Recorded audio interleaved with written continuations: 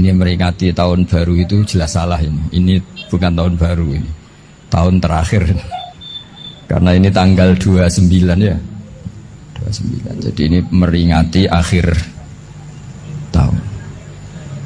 Tapi karena rektornya itu orang bejo, adalah itu nggak ada yang nyoal kesalahannya. Jadi ini orang pinter sama orang bejo itu hebat orang bejo. Saya ini orang pinter, maka tahu kalau ini itu akhir tahun, bukan awal tahun. Tapi saya ada orang bejo, pinter saya tidak terekspos, sehingga orang tetap saja bilang ini peringatan awal apa? Tahun. Jadi menang orang bejo. Gitu.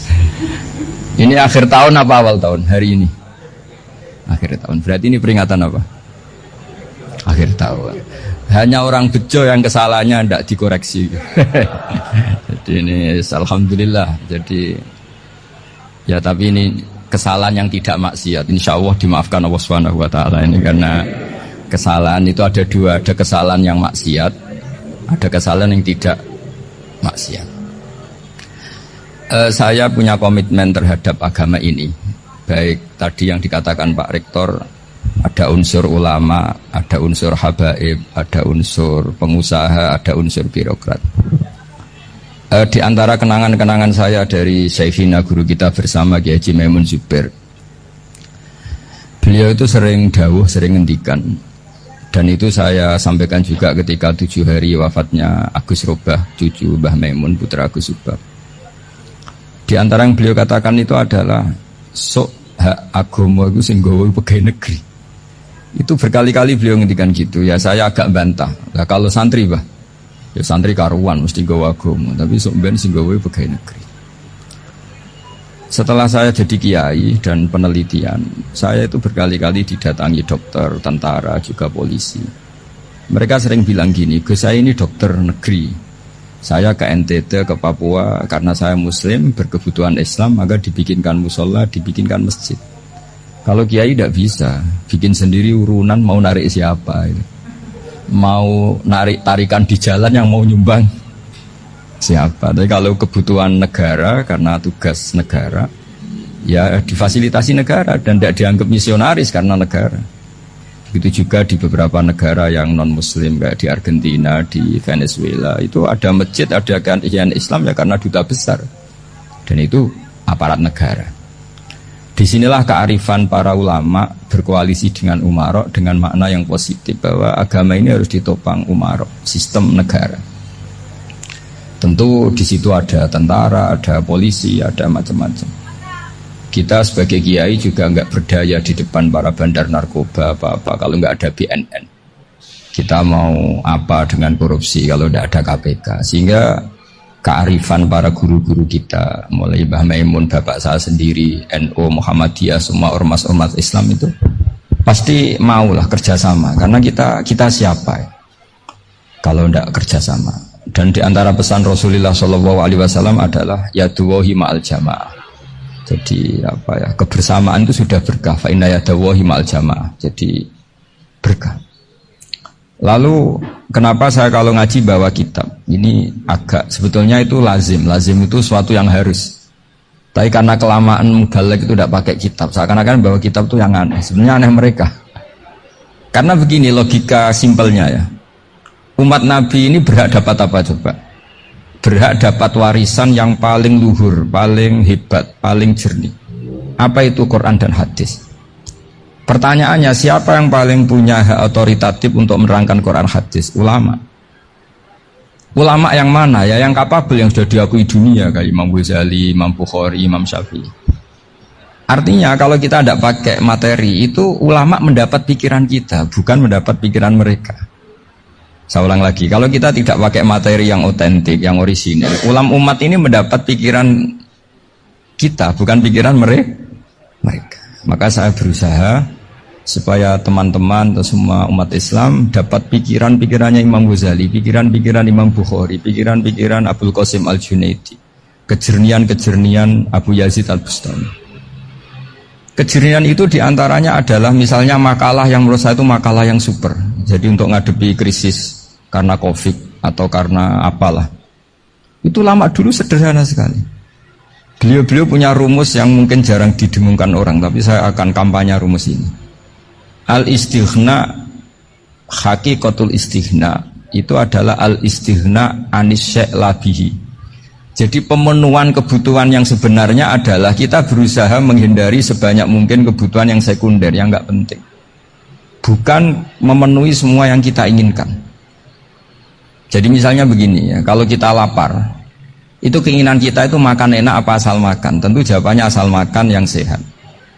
Tapi kalau nuruti nafsu kita, makannya yang enak, teman makan ya enak, terus di warung yang favorit.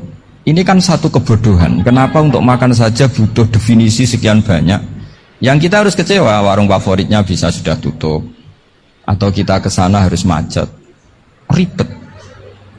Yang benar-benar arif dan bijaksana itu adalah al-istighna anisya. Sesuatu yang tidak mendesak itu jangan jadikan kebutuhan. Sehingga kalau kita puasa misalnya, semua makanan itu enak karena kita sangat lapar. Sehingga Abul Qasim Al-Junaidi ketika ditanya, ma'idamu to'am, lauk makanan itu apa? Jawabannya lucu, alju, lapar. Kalau kamu lapar ya semuanya enak. Ini sudah mulai hilang. Kita bilang makan enak itu ya sate, ya gulai, ya pizza yang kita senangi. Akhirnya apa? Untuk nikmati nikmatnya Allah itu kita jadi ribet. Apalagi yang orang-orang fasik harus ditemani perempuan yang tidak halal misalnya, atau harus ada ajudan, ribet. Nah pertanyaannya, orang yang ribet sama yang nggak ribet itu pinter mana? Pinter yang nggak ribet. Nah ini kearifan-kearifan yang mulai hilang. Lalu siapa yang bisa mewarisi itu? Ya ulama. Jadi ulama itu cara berpikir sebenarnya simple. Makanya mereka sering kalau tahajud itu, di antara makalah Sayyidina Ali paling terkenal dan yang menjadikan beliau punya derajat yang luar biasa, itu adalah kafani izzan antakuna li robban wa kafani fakhron an akuna laka abdan. Ya Allah, saya ini sudah begitu mulia, begitu terhormat dan sangat-sangat terhormat karena yang menjadi Tuhan itu Engkau. Jadi rumus pertama itu karena menjadi Tuhan itu Engkau. Hanya Tuhan yang abadi, Tuhan yang pertama, hanya Tuhan yang al-awwal. Coba ya Allah, kalau saya ini punya Tuhan Fir'aun, punya Tuhan mati jadi tontonan lagi, itu kerennya di mana coba? Andaikan kita punya Tuhan Fir'aun, atau punya Tuhan yang asal usulnya manusia, apapun hebatnya manusia itu, kita punya Tuhan manusia itu. Tuhan yang lapar, yang kalau nggak makan mungkin pingsan, mungkin bisa kena COVID, nanti Tuhannya diisolasi, kayak apa? Makanya ketika Tuhan Allah menyindir ketuhanan selain Allah itu, Allah hanya menyindir dengan kalimat sederhana, kana yakulanit to'am, yang kamu tuhankan itu masih makan. Hanya kalau nggak makan ya lemes. Jadi lama-lama ada orang gini, alhamdulillah tadi Tuhan mampir ke saya, kelihatannya lapar, setelah tak kasih makan sehat lagi. Susah nggak punya Tuhan yang seperti itu. Beda dengan Tuhan kita, Tuhan yang nggak butuh makan, nggak butuh minum, al-qayyum, zat yang berdiri sendiri tanpa butuh yang lain, al-awwal. Sebelum ada langit bumi sudah ada Tuhan kita, yaitu Allah. Bandingkan dengan Tuhan-Tuhan yang dipertuhan yang lain, yang adanya setelah bumi, misalnya Fir'aun dan sebagainya. Sehingga Sayyidina Ali pertama jadi kebanggaan apa? Kafani izzan antakuna li robban. Saya ini keren betul karena punya Tuhan yaitu Engkau, Tuhan yang lahul asmaul husna, Tuhan yang semuanya punya kebaikan, punya keabadian, punya keagungan. Terus wa kafani fakhron an akuna laka abdan, dan saya bangga sekali karena saya menjadi hambamu. Kalau saya jadi hambanya Pak Rektor ribet kan, sudah tak hormati ternyata nanti tidak rektor, ya kan ribet kan. Terus pokoknya ribet, jadi budaknya manusia itu ribet. Makanya ada seorang wali datang ke temannya yang jadi presiden atau jadi raja, datang ke situ karena tidak punya uang, mau minta uang karena temannya raja. Setelah sampai sana ternyata temannya ini karena orang soleh pas berdoa, ya Allah saya minta ini, minta ini, minta ini. Terus si wali tadi pulang, kenapa kamu pulang? Ternyata dia sama, masih minta-minta kayak saya. Jadi sederhana dia, sama-sama minta kamu, minta zat yang kamu mintain gitu. Jadi dulu itu orang itu sebegitu dekat dengan Allah, sehingga si raja ini terus ketemu wali tadi, tanya, kenapa kamu menyepelekan saya, padahal sekarang saya raja. Terus ditanya sama wali tadi, karena temannya, kalau kamu di padang pasir tidak bisa minum dan harus minum 1 gelas, dengan ongkos kamu harus mengasihkan semua kerajaan kamu demi minuman itu. Pilih mana, minuman apa tetap jadi raja? Ya saya milih bisa minum. Saya tidak raja tetap hidup, tapi kalau nggak minum mati.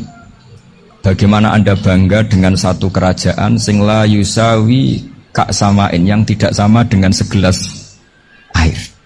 Jadi artinya terus mereka melihat jadi raja itu ya biasa, jadi presiden biasa, jadi rektor biasa. Karena mereka biasa berlogika hakikatul izzah itu ya at-taqarrub ila Allah, yang benar-benar terhormat itu ya dekat dengan Allah.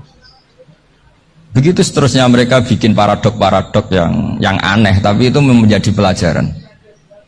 Bapak saya Ki Nur Salim itu senang baca anekdot Nasiruddin Koja. Itu kalau bikin orang-orang aneh, itu dia datang ke satu pesta, pakai baju lusuh, pakai sarung lusuh atau celana lusuh, sama Sohibul Bait yang punya acara dibiarin. Setelah dibiarin dia pulang pakai jas, pakai dasi, pokoknya keren. Dihormatin, pakai alpat, pokoknya dihormatin. Silakan. Pas dia disuruh minum, minumannya itu disokkan saja ke sakunya. Jas, kamu harus minum yang banyak, karena kamu yang dihormati, bukan saya. Terus makanannya semuanya diletakkan di saku, ada yang apa? Ayo kamu makan yang banyak.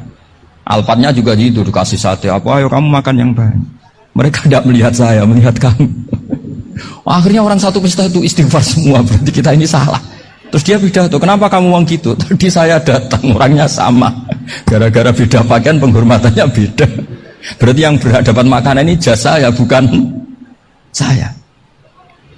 Betapa naifnya kita sebagai orang. Ternyata kita masih hormat sesuatu yang seperti itu, yang atribut lah. Jadi orang-orang sufi itu orang yang bisa menertawakan dunia. Akhirnya ya, pertama dia dianggap orang gila, masa jas dikasih makan, dikasih minum. Tapi secara fikih dia benar, haram dia makan. Karena pas dia datang dibiarin, setelah pakai jas dikasih makan. Berarti hakikat yang dapat rezeki siapa? Jasnya apa orangnya? Jasnya apa orangnya? Jasnya. Jadi itu orang-orang sufi, kearifan orang-orang dulu itu bisa ngelola hal-hal yang keseharian menjadi luar biasa. Ada seorang wali melihat istrinya makan 1 piring, anaknya makan 1 piring. Ditanya, kalian kenyang? Wah, kenyang sekali.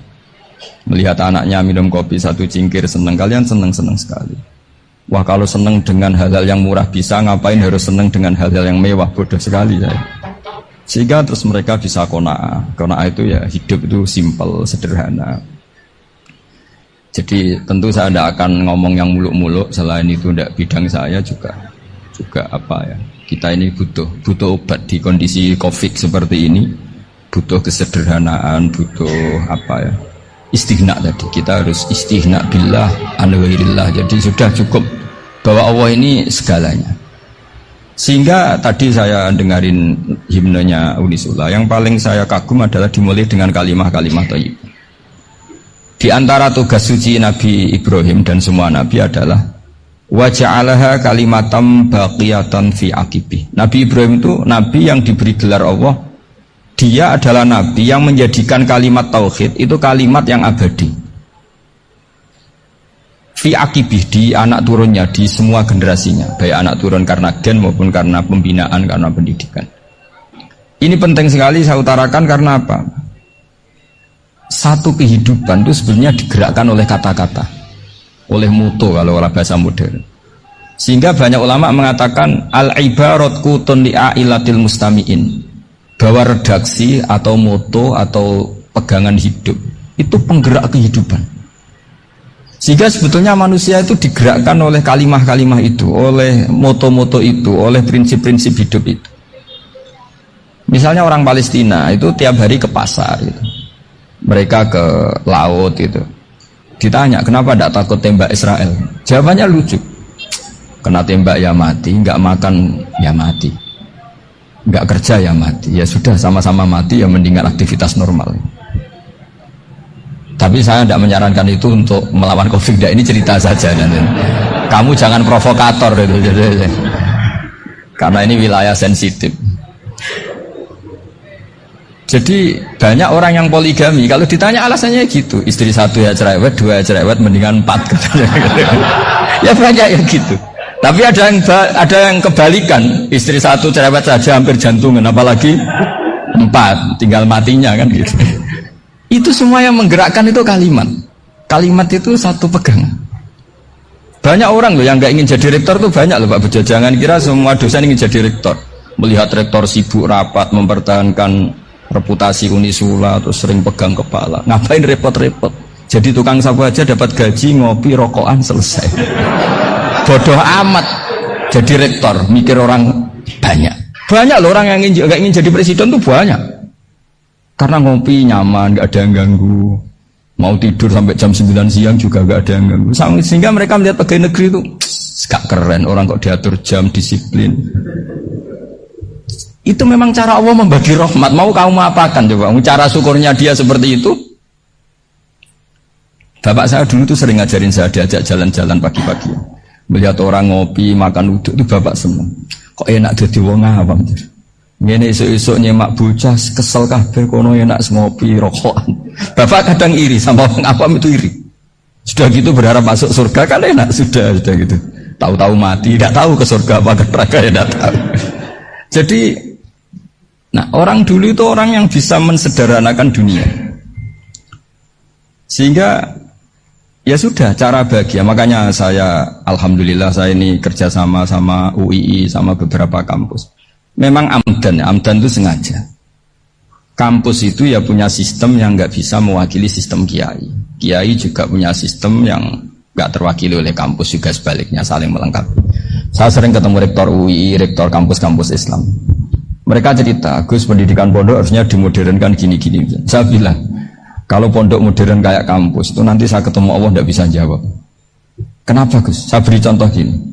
Kalau misalnya perempuan perawan lah atau apa saja, namanya perempuan, mau tanya tentang menstruasi atau haid. Kalau semuanya sistem kampus, dia harus kuliah dulu. Registrasi dulu, kuliah dulu, bayar dulu. Dan dapat jawabannya nunggu mata kuliah pas itu.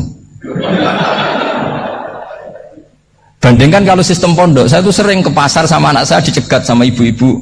Gus, anak saya ngalami gini-gini, keluar darah terus menerus, gak 6 hari tapi 1 bulan penuh. Itu hukumnya apa Gus ya? Nanti saya mau sowan ke jenengan. Nggak usah sowan di sini aja. Ya sudah. Sebelum mengeluarkan darah yang rutin seperti itu biasanya haidnya berapa hari? 6 hari ya sudah ikut yang 6 hari, yang lainnya istighatsah. Ngoten tok Gus ya udah ya. Begitu terus di masalah udhiyah. Coba kalau semuanya pakai sistem kampus, daftar dulu, bayar dulu. Jadi ini nggak ada jawabannya, nunggu mata kuliah itu.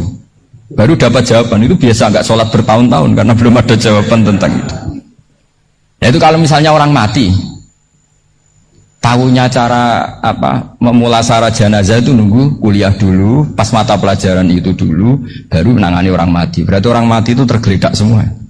Tapi kalau kiai kan enggak. Kesini orang mati terbakar, kalau dimandiin malah badannya copot-copot, itu gimana hukumnya? Ini ada orang mati Gus Kendat, ini disolati apa enggak? Ada orang mati oplosan ya, itu disolati enggak? So sering ditanya gitu.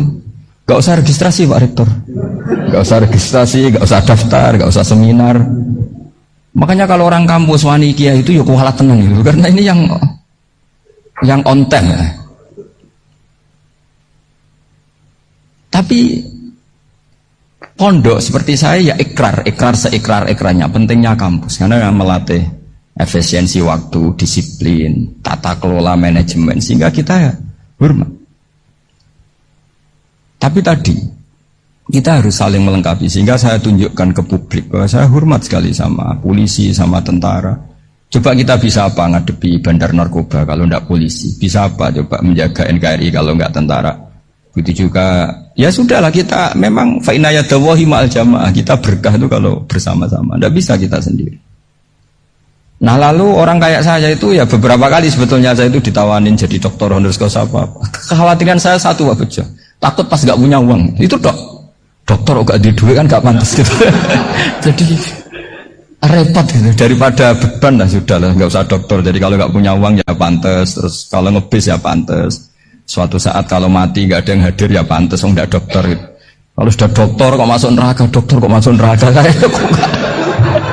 kayaknya, apalagi rektor kampus Islam kok masuk neraka itu kan kok kayak agak pas itu.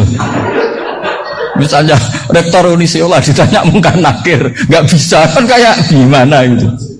Makanya harus sering ngaji saya supaya nggak malu di depan mungkar nakir. Masa rektor ditanya mungkar nakir nggak bisa. Harus berani bentak. Ini saya rektor loh Pak mungkar nakir.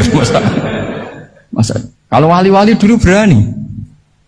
Masyhur di cerita wali-wali ditanya marobuka menabuka. Saya ini guru tauhid. Kok kamu tanya marobuka menabuka yang ngotok? Kok kamu tidak pernah ngaji enak aja tanya. Jadi wali-wali itu ya rileks ngadunya kan. Saya akan rileks wali di Bang Pak Rektor. Saya akan itu. Karena wali itu lebih dekat Allah. Sehingga orang dulu itu saya ulang lagi ya, ada satu kearifan namanya hidup itu apa? Hidup itu adalah cari sebanyak mungkin supaya hidup itu tidak tergantung pada banyak hal. Sehingga misalnya cara berpikir orang-orang modern itu sebenarnya banyak orang-orang ilmuwannya nggak ngagumi Amerika. Bukan karena angkuh ndak. Untuk mempertahankan kebesaran negara sebesar itu, kebutuhan listriknya besar, kebutuhan tentaranya besar, kebutuhan apa? Sementara negara kayak Venezuela atau Swiss kebutuhannya ada banyak. Pertanyaannya, yang tergantung dengan banyak hal sama yang tidak tergantung banyak hal, itu pinter mana?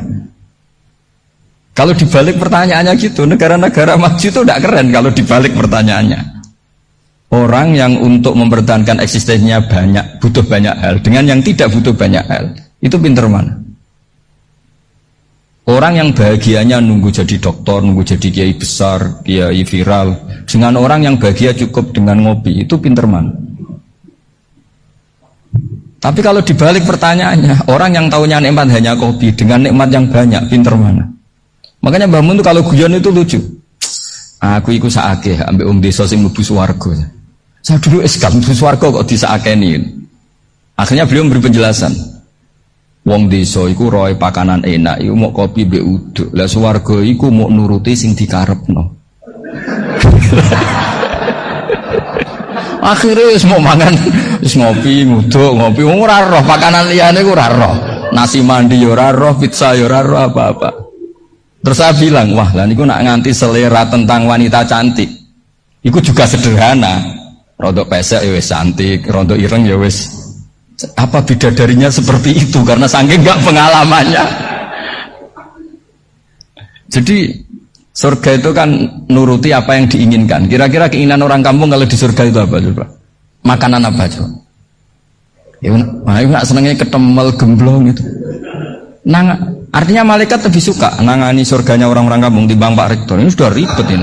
Makanan apa saja sudah dicoba ya. Terus kalau di mall tahu orang macam-macam, seleranya macam-macam pasti. Enak mana kalau sampai jadi malaikat pelayan surga? Suka ngelayani orang kampung apa yang orang kota? Orang kampung kan? Jadi ya itu guyon ya, guyon tapi itu menjadi pikiran kita bahwa orang yang banyak kebutuhan itu sebetulnya banyak kebodohannya karena menggantungkan kebahagiaannya dengan banyak hal. Makanya Imam Syafi'i ngendikan istighna itu apa? Al-istighna anisya'labi. Yang dikatakan kecukupan adalah berusaha sebanyak mungkin banyak hal tidak kamu butuhkan. Bukan memenuhi semua kebutuhan kamu. Karena nafsu kamu ini tidak ada batasnya gitu. Kalau kamu penuhin nggak akan selesai. Itu ada perempuan yang kurang cantik itu minta doa saya. Gus doain suami saya kaya. Terus tak guyonin. Terus nggak minta. Kalau suami kamu kaya, yang pertama dirubah itu apa? Rumah Gus, supaya rumah saya bagus. Kedua apa? Mobil, supaya mobil saya bagus. Nanti yang dievaluasi itu kamu. Mobil bagus, Alphard, rumah mewah, istrinya kamu. Pasti itu dievaluasi. Langsung enggak usah sudah gini aja kan. Jadi pertama yang dievaluasi itu kaya itu. Coba kalau suami kaya itu yang dievaluasi pertama rumah ya. Rumah ganti. Setelah itu apa? Mobil. Kira-kira berikutnya. Akhirnya sudah nggak jadi. Nabi Ibrahim itu pernah minta umur panjang. keren umur panjang. Sama Allah nggak dijawab. Datang orang tua itu mertamu ke Nabi Ibrahim, terus disuguhi dikasih kurma. Apa itu? Kok kurma apa? Anggur yang sudah matang sekali, sudah dimakan. Setelah dimakan meler keluar lagi, dimakan lagi meler lagi. Terus Nabi Ibrahim masuk lagi ke kamar. Ya Allah, doanya tak cancel. Nanti kalau saya tua kayak itu.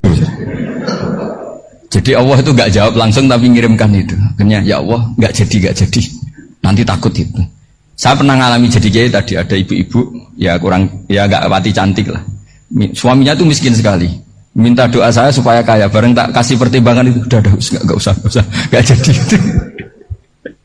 Jadi itu kearifan. Tapi kearifan ini harus kita tanamkan. Saya nggak bisa membayangkan Indonesia yang besar ini, andai kan tidak ada qanaah, nerimo ing pantum. Coba sekarang ada COVID. Andai kan Indonesia tuh kayak Perancis. Saya beberapa kali punya tamu orang yang hidup lama di Perancis, bahkan dapat istri orang Perancis. Itu dulu nggak begitu mencintai Indonesia. Tapi setelah di Perancis 2 tahun, wah Indonesia hebat. Di Perancis itu kata dia kalau cerita, semua kebutuhan masyarakat itu dibebankan ke negara. Apa saja minta negara, apa saja nyoal negara. Sementara Indonesia, coba kalau Indonesia mengalami seperti ini kok tidak ada qanaah rimo ing pantum, bisa kios Indonesia. Orang miskin nyalahkan negara, kelaparan nyalahkan negara, apa saja. Tapi barokahnya dididik kiai, jogeman nyalahno wong liya. Sore pun romo ing pandum, diame. Sampai gak ngerti kalau Covid. Banyak tuh orang-orang kampung itu, orang lugu-lugu itu. Mbah niki saking Covid, salam ning Covid, muga-muga umure panjang. Dikira Covid itu nama orang yang ahli sosial itu. Mbah niki dana saking Covid. Matur nuwun sampekno salamku, muga-muga umur panjang. Bingung kan yang nganterin ini. Ini gimana yang mau menjelaskan ini? Memang nggak paham. Ribet kan. Tapi saya pastikan bahwa dengan keadaan seperti ini kita bahagia, kita stabil, itu jelas barokahnya kalimat tadi, moto tadi atau pegangan hidup tadi. Makanya disebut al-ibarat qutun li'ailatil mustami'in, bahwa redaksi atau kata-kata atau pegangan atau filosofi hidup, apalah namanya itu adalah penyemangat. Karena kata-kata ini memang luar biasa. Ketika sahabat perang demi kebenaran, zaman itu ya pasti benar karena yang dibela Nabi. Dulu itu kan enak zaman Nabi, yang dibela mesti benarnya, musuhnya mesti salahnya. Sehingga dulu itu memang harus tegas. Kalau sekarang mau tegas gimana? Yang kamu bela tidak mesti benar, musuhnya tidak mesti salah. Ribet kan kalau misalnya saya tukaran sama Pak Rektor, kamu mau bela mana kan bingung. Saya tidak mesti benar, saya tidak Nabi. Pak Rektor apalagi nggak mesti benar lagi kan? Ribet kan? Jadi kalau kita mau perang sekarang itu mau pede gimana? Enggak. Makanya banyak ulama sekarang tuh mau tegas tuh nggak berani karena ya banyak hal yang abu-abu lah wilayahnya. Misalnya pilihan presiden atau pilihan bupati, pilihan menteri. Kamu mati-matian bela itu, yang kamu bela tidak mesti benar, musuh kamu tidak mesti salah. Misalnya pilihan bupati, wah ini kabupaten ini baik kalau bupatinya ini, yang satu bilang ini, terus tim suksesnya kamu tanya, kamu yakin? Ya tidak juga. Lah kenapa semangat? Kan saya botohnya, paling alasannya ya itu aja, bukan yang lain. Beda dengan zaman Nabi, Nabinya mesti benar, Abu Jahalnya mesti salah. Kan enak, aturan mainnya jelas. Singkat cerita dalam perang itu banyak sahabat yang ngalami luka, ngalami apa gitu. Kemudian curhat lah ke Nabi, ya Nabi gara-gara derekkan jenengan, ngikuti jenengan saya harus ngalami seperti ini. Ngiranya orang itu diapresiasi sama Allah keluarnya. Ternyata sama Allah gak diapresiasi. Malah diturunkan ayat intakunu ta'lamuna fa innahum ya'lamuna kama ta'lamun wa tarjuna minallah malah yarjun. Kalau kamu sakit karena perang, orang-orang kafir itu ya sakit, itu saja berani padahal demi kekafiran. Wa tarjuna minallah malah yarjun, padahal kamu punya nilai lebih yaitu berharap kepada Allah yang mereka tidak punya. Saya jadi kiai itu ya kadang mangkel.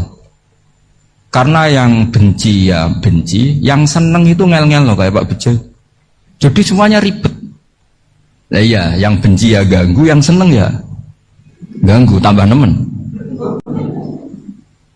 Seribet. Tapi kalau sudah ingat bandar narkoba, mereka berhadapan dengan polisi, kadang ditembak karena kesalahannya terlalu fatal. Antar persaingan mereka juga bisa tembak-tembakan karena merebut pasar narkoba. Itu saja mereka berani. Kok kita yang jadi kiai kadang dicium tangannya, dihormati gak berani, hanya takut musibah-musibah kecil atau problem-problem kecil. Lah iya, kalau kita bandingannya gitu. Kalau kamu mau tahajud kedinginan, itu masih nanti dihisab Allah itu gitu. Maling ayam itu keluar malam-malam, hanya dapat ayam. Itu gak takut dingin. Ya gak takut digebuki masa. Kamu mau tahajud saja takut dingin. Makanya nanti hisabnya orang soleh itu nanti dijajarkan orang dolim. Terus diperbandingkan. Wah itu habis kamu kalau itu.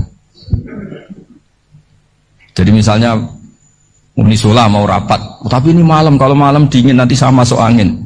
Anak-anak pang di perapatan aja berani kamu. Kalau sudah perbandingannya gitu tuh ribet kita nanti. Makanya itu kalimat itu moto atau filosofi hidup. Sehingga diulang lagi nasihat itu. Iyam saskum korhun faqad masal qoma korhum mislu. Kalau kamu kena luka, orang-orang yang nggak benar juga akan kena luka. Itu aja berani demi ketidakbenaran. Masa kamu demi kebenaran nggak berani? Akhirnya orang itu, ya itu kalimat, itu heroik. Makanya kita ini penting ya, makanya tadi himne Unisula dimulai kalimat thayyibah. Karena kalimat ini yang menjaga kita kalimat ini. Misalnya tentang Tuhan. Kenapa orang Islam imannya kokoh seperti ini, termasuk yang sudah hidup di Amerika, di Australia, di mana-mana. Itu ya barokahnya ajaran atau barokahnya kalimah. Saya sebut kalimah saya pakai bahasa santri. Karena la ilaha illallah itu dalam tradisi santri disebut kalimatu haqqin alaiha nahya wa alaiha namut wa alaiha nub'ats. Ada yang riwayat wa biha nub'ats insyaallah taala minal aminin. Kenapa mereka di mana-mana meskipun sekolah di Amerika, di Australia, bahkan di Soviet tetap mukmin. Itu barokahnya ajaran yang benar. Allah itu siapa? Tuhan. Tuhan itu sifat dasarnya apa? Awal. Dia harus wujud awal sebelum makhluk yang lain. Sehingga ketika ada negara yang maju, yang tertib, manajemennya tertib, masyarakatnya makmur, tapi punya Tuhan yang tidak seperti itu, tidak awal, itu sudah gak nyaman. Karena ndaklah keren Tuhan saya, karena Tuhan saya itu al-awwal, zat yang pertama. Tuhan saya keren lah, zat yang gak mati. Tuhan yang gak mati, yang gak pernah mengalami kematian. Sehingga tontonan atau yang dilihat kenikmatan-kenikmatan yang lain ini tidak mengubah dia pendirian tentang Tuhan. Karena mantapnya satu kalimat tadi bahwa Tuhan itu ya harus satu, harus awal, harus tidak mati, tidak rusak, tidak mengalami apa-apa yang membahayakan. Sehingga ketika ditawarin Tuhan yang lain meskipun menjanjikan secara finansial atau kemakmuran, mereka gak tertarik. Itu coba, itu barokahnya makmur apa barokahnya ajaran? Barokahnya ajaran. Sering negara Islam itu kalah makmur dengan mereka, tapi barokahnya ajaran ini tetap apa? Tetap Islam. Makanya Nabi Ibrahim, Nabi yang sukses bikin waja'alaha kalimatam baqiyatan fi aqibi. Sehingga kita ini bukti sama orang tua misalnya, itu ya karena ajaran. Suwargamu itu karek wong tuamu. Nak wong tuamu ridho, Allah ridho. Nak ora ridho, Allah ora ridho. Ridho wa fi ridhol walidain wa sakhatu wa sukhtu wa fi sakhatil. Sehingga ketika ada orang tua yang agak brengsek gitu, anak-anak tetap hormat. Punya orang tua yang miskin, yang sudah miskin, tukang tombok nomor, banyak kan di kampung gitu. Ya tetap hormat. Coba kalau dari awal kita ngajari orang tua kamu hormati ya, kalau baik, kalau tidak usah. Bisa geger Indonesia. Tapi barokahnya ajaran-ajaran itu Indonesia tertib karena ada ajaran. Nah ini di sini ini pesantren dan Unisula semua harus berkontribusi membuat ajaran yang benar itu adalah ciri utama Islam. Sehingga Islam ini dimulai dengan ajaran kalimatu haqqin alaiha nahya wa alaiha namut. Sehingga kita tenang seperti ini. Saya ini termasuk kiai yang tenang. Meskipun kata orang banyak saya ini kiai besar, tapi termasuk kiai yang paling tenang. Termasuk yang paling tenang. Karena saya ini pakai mazhab orang-orang hebat. Saya berkali-kali cerita, orang kayak Imam Syafi'i itu orang yang luar biasa. Saya berkali-kali cerita, orang yang tadi nyium tangan kamu ya Imam Syafi'i di belakang tuh ngerasani kamu, menghujat kamu. Jawabannya enak saja. Berarti saya alhamdulillah orang yang wibawa. Buktinya di depan saya nggak berani. Jadi enteng saja. Diceritain sebagian kampung, sebagian separuh dari warga kamu itu nggak suka kamu. Ya bagus lah nggak suka saya, nggak akan utang duit saya. Di mana-mana orang utang tuh karena teman dekat. Kalau nggak seneng pasti minimal nggak utang, nggak pinjam mobil, nggak pinjam apa. Berkah mana yang seneng sama yang gede? Jadi dianggap enteng saja. Semua yang dialamin dianggap enteng saja. Misalnya punya istri pemarah, ya bagus lah marahin suami. Kalau marahin tonggo malah ribet. Jadi kau harus terima kasih kalau dimarahin istri. Bagus lah marahin saya mah, kalau marahin tonggo ribet. Jadi enteng saja. Tapi kita sekarang itu karena nafsu ya, sehingga menghadapi hidup ini ribet. Ulama dulu kalau mau mati itu senangnya bukan main. Sudah lama saya ini ingin gak maksiat. Kayaknya gak maksiat paling efektif itu mati. Ya tidak apa-apa Gusti, kalau sebaiknya mati ya mati aja. Enteng saja. Jadi melihat kematian itu akhir dari segala keburukan atau potensi keburukan. Apapun baik kita sekarang, suatu saat mungkin kita gak baik. Yang bisa menghentikan ketidakbaikan atau potensi ketidakbaikan itu apa coba? Mati kan? Berarti mati itu mengerikan apa menyenangkan? Mesti kamu udah berani menjawab. Meskipun secara ilmu kamu berani, tapi secara rasa agak berani kan? Saya ulang lagi ya. Yang bisa menghentikan keburukan atau potensi keburukan itu apa coba? Apa? Kematian. Berarti kematian itu menyenangkan atau menyusahkan? Apapun kamu udah berani jawab karena kamu agak-agak duniawi itu kelihatannya. Tapi secara ilmu, kamu tahu kan kalau mati itu tidak buruk-buruk banget. Karena apa? Itu akhir dari segala keburukan. Sehingga Nabi ngajarkan kalimat itu begitu luar biasa. Allahumma ahyini maka natil hayatu khairan li wa tawaffani maka natil wafatu khairan li. Nabi melihat dunia itu begitu indah. Ya Allah, kalau saya ini hidup, anggap saja hidup ini ziyadatan li fi kulli khairin, menjadi modal saya menambah segala kebaikan. Jika suatu saat saya mati, anggap mawon rohatan li min kulli syarrin, itu akhir dari segala keburukan saya. Sehingga mati hidup ya baik karena di situ kita bisa berkontribusi, beramal soleh. Mati juga baik karena mengakhiri segala keburukan. Nabi nate ngendikan lagi, ajaban li amril mu'mini inna amrahu kullahu khair. Orang mukmin itu mengagumkan, semuanya baik. In asobathu na'ma syakara fakana khairan lah. Kalau baru dapat nikmat, dia syukur, maka itu baik. Wa in asobatu dorro sobaro, kalau dapat masalah mereka sabar, itu juga baik. Sehingga orang mukmin dua sisinya pasti baik. Itu juga kalimat, maksudnya moto atau pegangan hidup. Nah berikut ini saya beri contoh, ini kenangan saya, ini contoh terakhir. Masalah jadi orang terkenal maupun tidak. Di sini dicontohkan Imam Ghazali di halaman 367 di kitab saya 367 juznya 3 di kitab Ihya Ulumuddin. Di sini beliau cerita betapa untuk menjaga ikhlas sebaiknya orang itu tidak terkenal, tidak syuhrah, tidak terkenal. Oke, itu kita sepakat ya, karena kalau terkenal mungkin orang dipaksa publik dengan tanda kutip untuk selalu berbuat baik, tapi karena jaim lah, jaga image atau apa. Tapi ketika dibalik pertanyaannya, kamu rela yang terkenal itu orang nggak benar, sementara yang orang benar itu nggak terkenal. Lalu masyarakat taunya yang tidak benar. Kalau pertanyaannya dibalik gitu, orang baik wajib terkenal enggak? Kalau pertanyaannya dibalik seperti itu, dokter yang benar tidak terkenal, yang malpraktek terkenal. Kamu ingin kondisi seperti itu? Gak ingin kan? Kampus yang bagus nggak terkenal, kampus yang bagus nggak terkenal, yang nggak bagus. Nah, artinya apa? Gara-gara olah kata, olah pikiran, ini logika jadi rubah. Lagi-lagi apa? Jawaban itu ada di kata-kata sebetulnya. Makanya bab-bab seperti ini tidak usahlah kita berdebat, berpolemik. Sebaiknya orang itu humul, menutup diri. Apa sebaiknya orang terkenal? Itu nggak perlu seperti itu. Sudah terserah Tuhan saja. Makanya saya mulai dulu ngaji sampai sekarang itu ya tidak punya punya ikon tertentu atau punya website tertentu, enggak. Sudah terserah pangeran. Sudah, saya enggak Saya juga tidak sok suci materialistik atau enggak, ya tidak mikir saya. Bukan apa-apa ya, karena saya ini kiai, jadi biasa urusannya sama Allah, tidak sama makhluk. Jadi pusing kalau sama sarah-sarahnya makhluk itu pusing. Meskipun rektor kalau nasihati saya pasti tidak saya terima, itu tetap makhluk, itu sudah ada ngefek kalau saya itu sudah ada itu. Bukan karena saya sombong, ya memang makhluk betul gitu, bukan. Cuma nasibnya bejo aja, tapi makhluk tetap makhluk. Saya beri contoh ya. Ini makalah yang ditulis Imam Ghazali.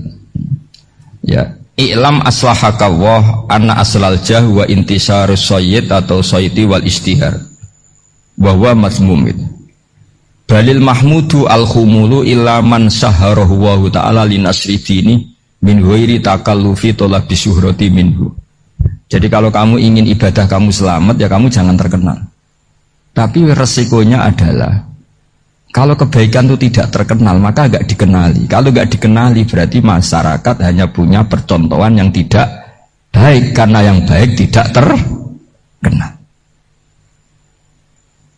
Jadi itulah ulama-ulama dulu. Jadi apa-apa itu dibanding-bandingkan. Kemudian nanti kelihatan, jawabannya itu kelihatan.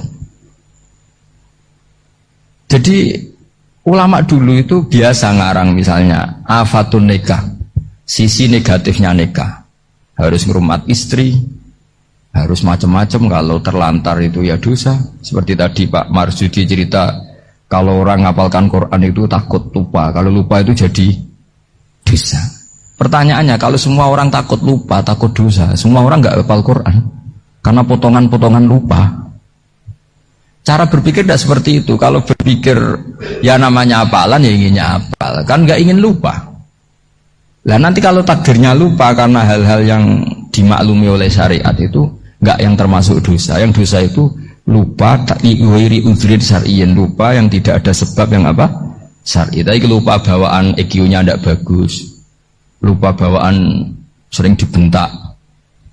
Oh itu nggak masalah karena bawaannya orang tertekan itu ya lupa. Coba kamu hafal Quran, terus punya kredit jatuh tempo, pas hari itu aku yakin nggak cerdas sudah. Itu bawaannya orang tertekan itu pasti lupa. Jadi ya saya teruskan ya. Jadi terus ada makalah yang sangat bagus sekali tentang itu. Saya baca ya. Wa yadullu ala dzalika anna Allah azza wa jalla amaral anbiya'a bi idharil amali lil iktida wa khassahum bi mansibin nubuwah. Wala yajuzu ayyudhanna bihim annahum khurrimu afdhalal amalen. Jadi orang yang terlalu mendewa-dewakan khumul itu menutup diri. Oke, itu baik karena dengan khumul, dengan menutup diri Anda tidak riya, Anda tidak pamer. Tapi kata Imam Ghazali, kamu juga harus ingat di antara syaratnya Nabi itu harus mengumumkan kalau beliau itu seorang Nabi. Harus memaklumatkan kalau beliau seorang Nabi supaya bisa diikuti. Caranya sholat harus diumumkan sehingga Nabi itu mengatakan harus jamaah. Karena dengan cara jamaah itu bisa shollu kama ra'aitumuni usolli. Coba kalau Nabi sholatnya nggak diperlihatkan, kamu harus sholat yang benar. Caranya gimana ya Rasulullah? Itu rahasia. Bingung nggak kira-kira? Bingung nggak? Ya misalnya amal rahasia selalu lebih baik. Terus ada pertanyaan, Nabi ngendikan kamu sholat yang benar. Caranya gimana Nabi? Ya itu rahasia. Terus gimana coba? Tapi Nabi ngendikan apa? Shollu kama ra'aitumuni usolli. Ya sudah, kamu sholat, niru saya sholat. Berarti Nabi sholatnya diperlihatkan apa disembunyikan? Diperlihatkan. Jadi begitu juga saya berkali-kali bilang, orang tahu kalau itu bidan ya berdasar tulisan itu bidan. Tahu kalau itu dokter gigi ya itu dokter gigi. Jangan sampai gara-gara tidak ada tulisan mau beli alat bangunan di dokter gigi, mau periksa gigi di toko bangunan. Gara-gara apa? Nggak ada maklumat. Nah, di sini ulama-ulama selalu memaklumatkan dirinya. Termasuk Imam Ghazali ketika ngarang kitab dinamai Ihya Ulumuddin, bahwa kitab ini bisa menghidupkan ilmu-ilmu agama yang mulai hilang. Begitu seterusnya. Jadi ini ngaji ya. Jadi orang itu harus ngerti ya. Jadi jangan nuruti emosi sendiri atau logika sendiri. Bahwa saya suka humul, ya monggo, agama Islam menyediakan sarana itu. Uzlah itu ya punya sisi kebaikannya sendiri. Tapi syuhrah terkenal asal tidak nuruti nafsu juga punya sisi kebaikannya sendiri. Setidaknya umat ini punya satu master kebaikan yang mudah diakses. Tapi tadi saya ulang lagi, jangan karena hadun nafsi, jangan karena kepentingan pribadi. Makanya di sini disebutkan wa yadullu ala dzalika ay ala syuhrah anna wa ta'ala amarul anbiya bi idzharil amal lil iktida. Allah selalu memerintahkan para nabi kalau ngamal kebaikan ya harus dimunculkan supaya bisa ditiru. Yaitu tadi kita tidak bisa bayangkan kan kalau misalnya Nabi menyuruh kamu harus sholat yang benar, kemudian sholatnya Nabi sembunyi. Lalu ditanya, Nabi saya niru siapa? Wah itu rahasia, kamu nggak boleh lihat sholat saya, saat takut tidak ikhlas. Ribet kan? Sehingga jamaah itu statusnya tetap harus. Nah bedanya harus ini ulama berpendapat harus yang apa? Fardu kifayah. Tapi fardu itu maknanya harus. Tapi bukan berarti kalau nggak jamaah sholatnya nggak sah, nggak. Tapi statusnya jamaah tetap apa? Harus. Nah barokahnya harus ini orang yang baru sholat, sholatnya langsung benar karena ada yang diikutin. Coba kalau mantan dukun baru sholat terus sholat sendiri, itu mesti mirip mantra ya. Karena dia tidak ada master percontohannya. Tapi barokahnya ada master, orang paling bodoh pun kalau sholat ya benar, karena standar ada komandonya, ada imamnya. Sehingga Imam Ahmad malah berpikir keras, syarat sahnya sholat itu harus jamaah. Cara pikirannya Imam Ahmad keras sekali beliau. Sehingga kalau orang sholat sendiri kok ada orang lain yang maunya berjamaah harus bayar, orang itu harus bayar demi sahnya sholat. Itu madzhabnya Imam Ahmad. Tapi kalau madzhab Syafi'i hanya mengatakan itu fardu kifayah, yang kalau satu komunitas gak mau melakukan semuanya apa? Bisa. Ya jadi ini sebelum sesi ringan tanya jawab, hanya 2 saja tanyanya, nggak boleh banyak-banyak, nanti nggak pulang-pulang saya. Jadi tak baca lagi biar dapat berkahnya Imam Ghazali. Wa qala qaumun asirru afdalu minal alaniyati. Terus kata sebagian ulama al alaniyah itu afdal minas sirri. Terus diperbandingkan baik yang mana amal dipertontonkan sama ndak. Terus kata Imam Ghazali, kalau orang itu bisa jaga tidak riya, maka sebaiknya dipertontonkan karena kebaikan harus yang muncul, bukan yang tidak baik yang muncul. Makanya ketika Unisula memaklumatkan diri sebagai ingin jadi generasi khairah ummah, itu kalau diterjemah itu kan wow, khairah ummah, umat terbaik. Itu kan kayak agak angkuh. Tapi nggak apa-apa, itu nggak apa-apa. Masa kita kampanye Unisula siap degradasi moral, kan ya lucu kan? Masa jualan gitu kan ya lucu. Ya sudah, kita memang ingin mengkhidmati ummah, berbakti dengan umat, membantu supaya jadi generasi khairah ummah. Tidak apa-apa, dimaklumatkan supaya dengan itu umat punya sarana. Oh kalau ingin jadi khairah ummah, kuliah di sini. Jangan lalu enggak itu. Ya sama kita dokter, maklumatkan saja dokter gigi, dokter kandungan, dokter bedah. Sehingga orang kalau mau bedah ya jangan ke dokter kandungan. Jadi barokahnya maklumat ya. Jadi saya mohon sekali ini, saya sendiri sebetulnya orang yang enggak siap terkenal sebetulnya, tapi ya sudah terserah Allah saja. Kalau itu cara Allah menyebar kebaikan, ya monggo. Pokoknya kita tawakal saja sama Allah Subhanahu wa Ta'ala. Ya saya kira demikian. Assalamualaikum warahmatullahi wabarakatuh.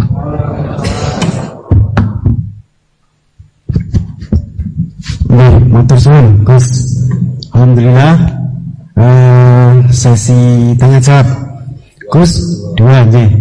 Ya ini ada dari Yogi Banjarmasin, satu tipe dengan Ahmad Banyuwangi, satu tipe dengan Rizka Pekanbaru. Yang dari Banjarmasin itu, Gus mohon izin ngaji lewat jarak jauh, baik melalui YouTube maupun lewat medsos. Namun sanadnya bagaimana Gus? Sebab masa kini belum bisa ketemu langsung. Terus Rizka Pekanbaru ini trik mendidik akidah anak sejak dini pripun. Terus Ahmad Banyuwangi ini bagaimana kaum milenial, ini karena setipe Gus, generasi X, Z yang lahir tahun 2000-an, bagaimana membuat menarik belajar tasawuf bagi generasi anak-anak. Nasib ya, namun itu. Tapi setunggal tipe nih tasawuf. Bagaimana belajar tasawuf untuk generasi-generasi yang cik nom-nom nih. Terus satu itu tipe dengan mendidik anak. Kemudian yang nomor 2 mohon izin ngaji jarak jauh. sanadnya pripun karena belum bisa ketemu. Begini ya, saya mungkin yang kesekian kali ya punya tamu dari Kalimantan, dari Sulawesi. Memang kalau sebagian mereka pernah mondok itu tersiksa karena ngaji saya hanya lewat virtual atau lewat medsos. Kebaikan itu pasti sudah benar. Jadi dengan ketemu langsung maupun enggak itu secara sana itu sudah cukup. Cuma ada beberapa kebenaran yang butuh jelimet, butuh tahqiq, itu yang harus ketemu langsung. Tapi kalau yang kebenaran-kebenaran umum itu tidak perlu, karena kebenaran itu bahasa lainnya itu al-ma'ruf, sesuatu yang mudah dikenali oleh akal, oleh nurani, oleh komunitas, oleh sistem sosial. Sementara mungkar itu sesuatu yang aneh. Andai kan tidak ada agama pun, orang akan bilang selingkuh itu mungkar. Andai kan tidak ada agama pun, sesuatu milik siapa harus jelas. Sehingga diaturlah, ini istrinya ini istrinya ini barangnya ini. Yang paling berhak make apa ya? Yang punya kan? Makanya nikah itu disebut ma'ruf. Yang boleh make ya yang punya. Misalnya yang boleh make mobil itu ya yang punya atau yang dapat izin. Itu disebut ma'ruf. Lalu yang nggak punya kok make, itu namanya mungkar. Ya aneh, nggak punya kok make tanpa izin. Sehingga kebaikan-kebaikan seperti ini nggak butuh sanad karena semua orang pasti kenal. Makanya disebut kebaikan itu al-ma'ruf, kemungkaran disebut mungkar. Jadi ma'ruf maknanya arafahul aklu, akal ini mudah menerima. Mungkar maknanya angkarohul aklu, akal ini menjadi aneh. Kan nggak mungkin lah orang yang waras mau ini ada minuman, kalau kamu minum hilang kesadaran, minuman ini halal, itu aneh nggak? Aneh kan? Tapi kalau kebalikannya, ini minuman manfaat untuk stamina, manfaat untuk kesehatan, maka ini halal. Nah agama itu datang dengan sesuatu yang ma'ruf dan menolak sesuatu yang dinikahkan oleh mbah dari ibunya hanya karena berdasar fatwa. Oh kemarin Gus Bah atau Kiai siapa dawuh wali itu kalau nggak bapak ya mbah, wong ini mbahnya. Nah itu butuh detail. Yang dimaksud mbah di bab wali adalah abul ab, bapaknya bapak, bukan sekedar mbah. Nah hal-hal seperti itu mohon sekali untuk tidak kesusu atau tidak tergesa ngambil kesimpulan, karena itu butuh fikih yang apa? Detail. Ya butuh fikih yang apa? Detail. Padahal istilahnya sama, wali itu bapak dan mbah. Sehingga dalam kitab-kitab matan misalnya kalau ada fa'ahakul auliya bitazwid abun summa jaddun, itu pasti sama sarah dikritik. Al-aula ayyakula abul ab, seharusnya jangan dikatakan mbah, karena kalau mbah memasukkan dari ibu, yang benar adalah abun fa'abul ab, bapaknya bapak. Nah, jadi kira-kira gitu Pak Irto. Gantian jenengan yang menjelaskan ini. Yang nomor 2, kesempatan baru itu kalian bagaimana mendidik ini akhidat dan tasawuf bagi generasi-generasi milenial ini. Ya kayak tadi, tasawuf maupun tauhid maupun ilmu moral apapun itu mudah sekali dididik. Ciri utama agama ini itu ad-din yusrun, agama itu mudah. Mudah itu artinya ya nurani nerima ya gampang, akal ya gampang, komunitas ya nerima gampang. Kayak tadi penjelasan saya tentang Tuhan. Ada orang miskin dari Indonesia, misalnya kuliah di Amerika. Dia mulai kecil tahu yang seharusnya jadi Tuhan itu siapa. Ya yang menciptakan langit bumi, sebaliknya yang jadi Tuhan itu siapa? Ya yang wujudnya paling awal. Kemudian dikasih alternatif Tuhan yang wujudnya ada tanggalnya. Keren gak misalnya? Kan terus gak keren. Kok Tuhan sama buminya kok dulu buminya? Kayaknya kok enggak lah kayak gitu. Artinya barokahnya logika yang sehat ini kan, ya setahu saya hampir jarang kan yang murtad masalah tauhid itu. Kalau moral banyak yang agak nakal, tapi secara tauhid jarang yang murtad karena tanaman logika tauhid itu mantap di Indonesia. Mulai kecil kan diajarin wujud, kidam, baqo, mukhalafatul lihawadisi, qiyamuhu fi nafsi. Sama, moral juga gitu. Jong jogeman misoi wong, kena dipisoi sakit enggak? Jangan pernah mencubit orang, dicubit itu sakit. Jadi orang diberi rasa. Enggak enak loh disakitin orang, dijotosin orang, ya sudah jangan jotosin orang, enggak enak. Sehingga apa ya, kalau kamu ingin sopan ya disopani ya harus sopan, kalau ingin dihormati harus menghormati orang lain, sehingga itu tertanam. Makanya bangsa kita termasuk yang terbaik akhlaknya. Kalau musim haji itu dipuji-puji sama sekian negara, karena pantangan lah kita nginjek orang sholat, melangkai orang ruku, orang sujud. Kalau orang lain mungkin kan seenaknya. Iya, karena mulai kecil itu dilatih tidak boleh ngelangkai orang, tidak boleh. Nah, jadi akhlak itu ya diajarkan mulai kecil plus logikanya. Logika itu ya apa saja lah, yang penting menjadi anak kecil itu paham. Dan itu mudah, saya ulang lagi mudah, karena agama ini ad-dinu yusrun, agama ini mudah, jadi mudah difaham. Nggak bisa kamu katakan misalnya tasawuf. Tasawuf itu ya gampang kayak tadi, seperti Bapak kalau ngendikan. Makanan yang membuat enak itu karena menunya yang mewah kamu cocok atau karena kamu lapar. Lama-lama orang kan berpikir ya setiap puasa itu kok tempe enak, tahu enak, tapi kalau sudah buka, sudah kenyang, apa saja semuanya menjadi tidak enak. Padahal kualitas menunya masih enak, tapi gara-gara kenyang menjadi tidak enak. Berarti penyebab enak itu lapar apa menu? Lapar. Jadi apa ya, kearifan-kearifan ini loh yang menjadikan luar biasa.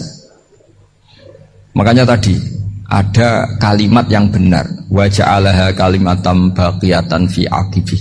Jadi Ibrahim adalah nabi yang sukses menanamkan filosofi kebenaran ke anak cucu. Dah, yang terakhir. Dah. Ini Siti Mutmainah dari Undip. Yeah. Maunya bergabung tapi karena terbatas, mohon izin Gus mengingat mati kebaikannya nopo untuk keluarga maupun pemimpin. Oh ya bagus lah kalau itu. Kalau di kitab-kitab yang saya baca, ingat mati itu tidak selalu baik juga tidak selalu buruk. Malah kalau menurut Sayyid Abdul Al-Haddad, khusus yang para pelajar yang mencari ilmu itu nggak baik ibadahnya ingat mati, karena dia harus dinamis, harus mobil. Kalau ingat mati kan terus lemes. Tapi kalau untuk pejabat harus ingat mati, kalau enggak korupsi terus itu. Harus ingat mati. Jadi kalau manfaat bagi keluarga begini ya, saya merasakan. Ini tanya anak saya itu baru tamat aliyah kemarin. Yang satu barusan mondok sarang baru 2 bulan atau 1 bulan. Itu saya kalau bilang ke anak-anak gini, kamu ketemu saya itu harus spesial. Bisa saja bapak besok itu meninggal. Jadi semua hari itu spesial. Karena jangan-jangan ini kenangan terakhir. Nabi itu kalau ngajari orang supaya sholat khusyuk, sholli ka'annaha sholatum muwaddi'in. Kamu sholat seakan-akan itu sholat terakhir kamu. Oh itu mesti serius. Kamu ketemu istri seakan-akan terakhir pertemuan, kayak mau pergi ke New Zealand atau ke Amerika. Aja malam itu spesial karena besok istri saya pergi. Bayangkan kalau itu terakhir mau mati. Sampai ngamuk serasido lah kan gitu. Jadi hikmah ingat mati itu makanya Nabi diantara riwayat ya. Meskipun riwayat ini diperdebatkan, tapi jelas ini satu petua yang baik. Wa'mal li akhiratika ka'annaka tamutuhud, dan kamu beramal untuk akhiratmu seakan-akan besok itu mati. Maka sholat kita akan spesial, hidup kita akan spesial, karena kenangan kita terbaik ya sekarang, besok sudah mati. Sehingga anak-anak saya itu sama saya itu senang sekali. Saya juga sama anak-anak senang. Karena kesempatan ini tidak selalu ada. Jadi, nah, tapi ada kalimat untuknya wa'mal lidunya ka'i'mal lidunya ka'annaka ta'isu abadan. Untuk duniawi kamu seakan-akan hidup selamanya. Itu maksudnya itu rileks saja. Misalnya hari ini urusan nggak selesai, besok masih ada hidup. Nggak selesai, besok masih hidup, sehingga rileks. Tapi kalau urusan akhirat harus selesai sekarang karena besok sudah mati. Jadi ingat mati itu positifnya ya tadi, semuanya akan indah. Coba orang yang mau meninggalkan Indonesia, misalnya nyuwun sewu LSM yang biasa demo atau mahasiswa yang biasa demo, terus tawarin besok kamu kuliah di Rusia. Itu warung apa saja kenangannya baik semua karena mau meninggalkan Indonesia. Tapi kalau tahu gak meninggalkan Indonesia, demo terus. Orang-orang sering demo, tawarin ke luar negeri, kira-kira mau nggak? Pasti lebih suka apa? Indonesia. Orang paling miskin yang ngeluh terus di dunia ngeluh, gak pernah nikmat, tawarin mati, mau nggak? Nggak mau kan? Nah, jadi untuk supaya hidup ini nikmat, semuanya itu anggap kenangan terbaik Anda, dan itu bisa saja kenangan terakhir. Makanya resepnya Nabi supaya sholat khusyuk apa? Sholli sholatam wadi'in, kamu sholat ka'anha sholatum wadi'in, seakan-akan itu sholat apa? Terakhir, sehingga terus kita nyaman, kita apa, dan kita nganggap ini sholat yang terakhir. Nanti ternyata masih lagi, ya sudah itu sholat yang terakhir lagi, sehingga semuanya apa? Spesial. Ya gitu Pak Rektor.